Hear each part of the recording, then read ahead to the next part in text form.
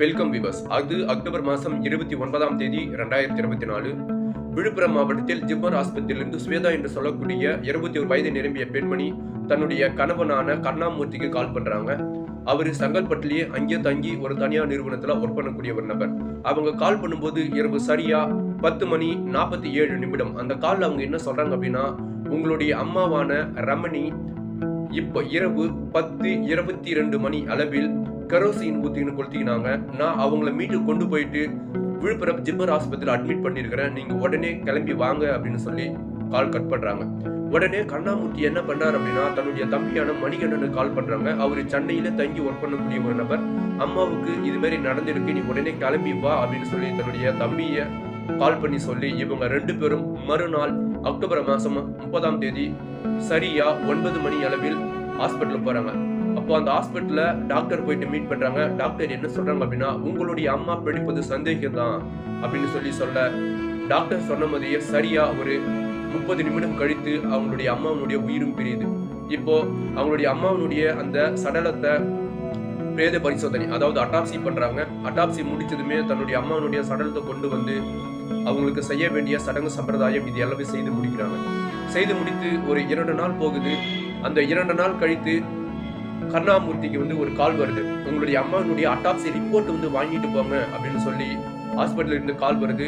இவர் தன்னுடைய அம்மாவுக்கு அந்த சடங்கு செஞ்சதால வெளியே போகக்கூடாது அப்படின்னு தன்னுடைய தம்பியான மணிகண்டனை ஹாஸ்பிட்டலுக்கு அனுப்பி வைக்கிறாரு. மணிகண்டன் ஹாஸ்பிட்டல் போறாரு, அட்டாப்சி ரிப்போர்ட் வாங்குறாரு. அந்த அட்டாப்சி ரிப்போர்ட்ல என்ன சொல்றாங்கன்னா, டாக்டர் உங்களுடைய அம்மா கெரோசின் ஊத்தினா கொளுத்தினாங்க அப்படின்னு சொல்லி நீங்க அட்மிட் பண்ணாங்க. ஆனா கெரோசின் ஊத்தின்னு கொளுத்திக்கல, அவங்க பெட்ரோல் ஊத்தி தான் கொளுத்தின்னு இருக்கிறாங்க அப்படின்னு சொல்லி அந்த டாக்டர் சொன்னதுமே மணிகண்டன் அதை நேரா வாங்கி கொண்டு வந்து தன்னுடைய அண்ணனான கருணாமூர்த்தி கிட்ட, நீங்க என்கிட்ட என்ன சொன்னீங்க, கெரோசின் ஊத்தின்னு தான் கொளுத்தினான்னு சொல்லியிருக்கிறீங்க, ஆனா அட்டாப்சில பெட்ரோல் கொளுத்தின்னு இருக்கிறாங்க அப்படின்னு சொல்லி மாறி ரிப்போர்ட் வந்திருக்குது. எனக்கு என்னவோ அம்மாவினுடைய இறப்புல சந்தேகம் இருக்கு அப்படின்னு சொல்லி அண்ணன் கிட்ட வாக்குவாதத்துல ஈடுபடுறாரு. அப்போ அவங்களுடைய அண்ணன் ஒண்ணு யோசிக்கிறாரு. என்ன அப்படின்னா, தன்னுடைய அப்பா விழுப்புரத்திலேயே வேற இன்னொரு இடத்துல அங்கேயே தங்கி ஒர்க் பண்றாரு, நானும் செங்கல்பட்டுல ஒர்க் பண்றேன், நீயும் சென்னையில் ஒர்க் பண்ற, வீட்டுல என்னுடைய மனைவியான ஸ்வேதா மட்டும் தான் இருக்காங்க, அவங்க 2 பேர் தான் ஒன்னா இருக்கிறாங்க. அப்போ நீ என்னுடைய மனைவியின் மீது சந்தேகப்படுறியா அப்படின்னு சொல்லி தன்னுடைய தம்பிக்கிட்ட கேட்க, ஆமாம் எனக்கு உன்னுடைய மனைவியின் மீது சந்தேகம் இருக்கு அப்படின்னு மணிகண்டனும் தன்னுடைய அண்ணன் கிட்ட வாக்குவாதத்தில் ஈடுபடுறாங்க. இன்னைக்கு இந்த வீடியோல மணிகண்டன் சந்தேகப்படுற மாதிரி இந்த கொலையை சுவேதா தான் பண்ணாங்களா இல்ல வேற யாருன்னா பண்ணாங்களா அப்படின்றத பத்தி விரிவா பார்க்க போறோம். நீங்கள் பார்த்து கொண்டிருப்பது ராஜாராம் டிகிரிப்ட். நான் உங்கள் ராஜாராம். வாங்க வீடியோக்குள்ள போலாம்.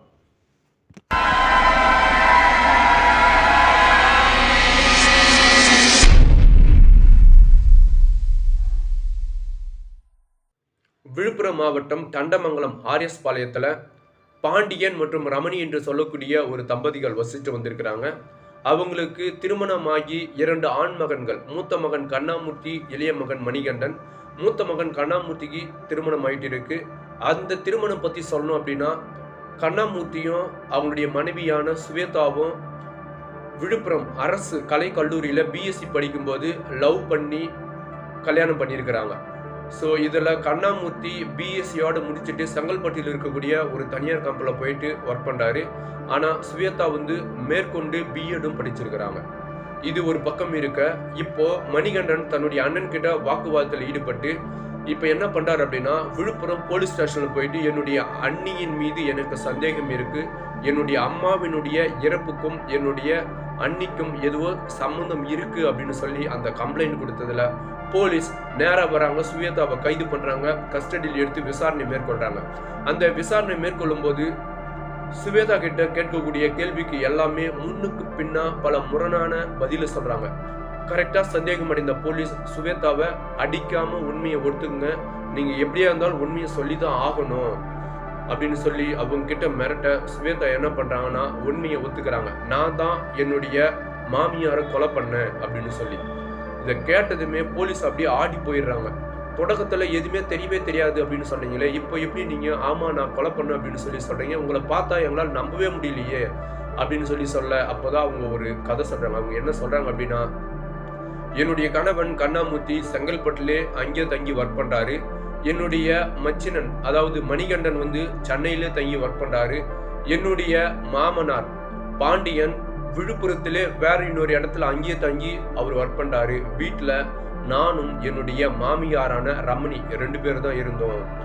என்னுடைய கணவன் வீட்டுக்கு வர்றது 2 மாதத்துக்கு ஒரு முறை, 3 மாதத்திற்கு ஒரு முறை, இது மாதிரி எப்பயாவது தான் வருவாரு. ஆனா என்னுடைய உணர்ச்சிகளை என்னால் கட்டுப்படுத்த முடியல.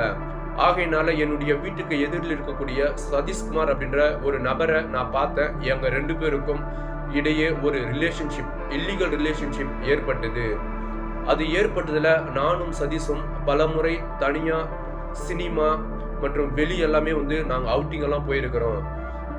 என்னதான் நாங்க இது மாதிரி போனாலும் என்னுடைய மாமியார் என்னை ரொம்ப கேர்ஃபுல்லா வாட்ச் பண்ணிட்டே இருந்தாங்க. என் மீது ஒரு கட்டத்துல சந்தேகமும் ஏற்பட்டது. அப்போ என்னுடைய மாமியார் என்ன சொன்னாங்க அப்படின்னா, இது மாதிரி எல்லாம் இருக்காதீங்க, இது நல்லது இல்லை அப்படின்னு சொல்லி எடுத்து சொன்னாங்க. இருந்தாலும் என்னுடைய வயது கோளாறுல என்னால் அந்த உணர்ச்சிகள் கட்டுப்படுத்த முடியல. அதை நான் சதீஷ் கிட்ட எடுத்து சொன்னதுல எல்லாம் சரியாயிடும், நீ தைரியமா இரு அப்படின்னு சொல்லி சதீஷ் சொன்னான். நானும் அவனை நம்பி அமைதியாவே கொஞ்ச நாள் என்னுடைய இல்லீகல் ரிலேஷன்ஷிப்பை நான் கண்டினியூ பண்ணேன். இது மாதிரி இருக்க சரியா அக்டோபர் மாதம் 29ஆம் தேதி என்னுடைய மாமியார் வேலைக்கு போயிட்டு மாலை நேரத்துல வீட்டுக்கு வந்தாங்க. வீட்டுக்கு வந்ததுல நானும் சதீஷும் 2 பேரும் உடலுறவில் என்னுடைய வீட்டில் ஈடுபட்டு இருந்த பார்த்து என்னுடைய மாமியார் என்னை அப்படியே கடிச்சு கொட்டினாங்க. அதோடு இல்லாமல் எனக்கும் என்னுடைய மாமியாருக்கும் மிகப்பெரிய ஒரு சண்டையே நடந்தது. இருந்தாலும் நான் அவங்களை என்ன பண்ணேன் அப்படின்னா, அக்டோபர் மாதம் 30ஆம் தேதி சமாதானப்படுத்தி நானும் என்னுடைய மாமியாரும் பக்கத்தில் இருக்கக்கூடிய ஒரு ஷாப்பிங் மஹால் போயிட்டு தீபாவளிக்கு 2 பேரும் இணைந்து தான் ட்ரெஸ் வாங்கிட்டு வந்தோம். அதுமாரி வாங்கிட்டு வர வழியில் என்னுடைய மாமியார்கிட்ட ஒரே நிமிஷம் நான் இன்ட்ரோல் போயிட்டு வரேன் அப்படின்னு சொல்லி போனேன். அந்த கேப்பில் போயிட்டு தூக்க மாத்திரை நான் வாங்கி கொண்டு வந்தேன். தூக்க மாத்திரை வாங்கி கொண்டு வந்துட்டு பக்கத்துலேயே ஒரு சிக்கன் ரைஸ், ஒரு கடையில் சிக்கன் ரைஸும் ஒரு பார்சல் கட்டிட்டு நானும் என்னுடைய மாமியாரும் கிளம்பி வீட்டுக்கு வந்தோம். இதற்கு இடையிலேயே சதீஷ் என்ன பண்ணியிருக்கிறான் அப்படின்னா, ஒரு 500 ரூபாய் அளவுக்கு பெட்ரோல் வாங்கி அவன் அதை பத்திரமா பாதுகாத்து வச்சிருக்கிறான். ஸோ என்னுடைய மாமியாரும் நானும் வீட்டுக்கு வந்த பிறகு நான் வாங்கி கொண்டு வந்த அந்த தூக்க மாத்திரையை இடித்து தூளாக்கி நான் வாங்கி கொண்டு வந்த அந்த சிக்கன் ரைஸில் கலந்து என்னுடைய மாமியாருக்கு கொடுத்துட்டேன். இப்போ என்னுடைய மாமியார் அந்த சிக்கன் ரைஸை சாப்பிட்டு அவங்க தூக்கத்தில் இருக்கும்போது சதீஷ்க்கு நான் ஃபோன் பண்ணி சதீஷை நான் வீட்டுக்கு வர வச்சேன். அவன் கொண்டு வந்த அந்த பெட்ரோலில் ஊற்றி என்னுடைய மாமியாரை நான் அங்கே தான் எரிச்சேன் அப்படின்னு சொல்லி வாக்குமூலம் கொடுத்துருக்குறாங்க. இருந்தாலும் அக்கம் பக்கத்தில் இருக்கக்கூடிய நபர் என் மேலே சந்தேகப்படுவாங்க அப்படின்னு நினச்சி உடனே எதுவுமே தெரியாத மாதிரி நான் கூச்சலிட்டு உடனே சதீஷுக்கும் எதுவுமே தெரியாத மாதிரி அவன் பக்கத்துலேருந்து எனக்கு உதவுற மாதிரி சதீஷ் தான் கொண்டு ஹாஸ்பிட்டலில் அட்மிட்டே பண்ணான் அப்படின்னு சொல்லி அந்த வாக்குமூலம் கொடுத்துருக்குறாங்க. இப்போ போலீஸ் என்ன பண்ணுறாங்கன்னா சதீஷை தேடுறாங்க. சதீஷ் பார்த்தீங்கன்னா அங்கே இல்லை, அங்கேருந்து அவர் தப்பித்து போயிட்டு இருக்கிறாரு. கொஞ்ச நாள் போது சதீஷையும் கைது பண்ணுறாங்க.